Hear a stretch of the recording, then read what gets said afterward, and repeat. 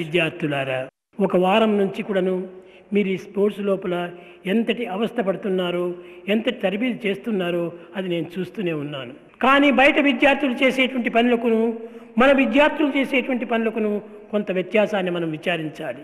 బయట విద్యార్థులు ఏదో ప్రైజులు తేవాలని, ఏదో మెడల్స్ తేవాలని ఈ విధమైనటువంటి యొక్క పేరు ప్రతిష్టలకై ప్రాకులాడుతుంటారు.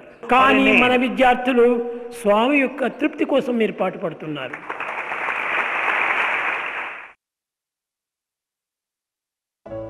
పెద్ద ప్రాపర్టీ కాలేజీ పిల్లలే. Primary school, college, higher secondary school పిల్లలంతా కూడా నా వెంటనే ఉంటుంటారు. వాళ్ళు వదిలి వారు పోరు, వారిని వదిలి నేను ఉండలేను.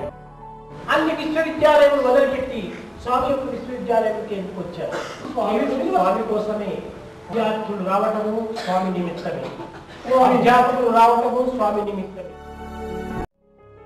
అందరూ మంచి బంగారు.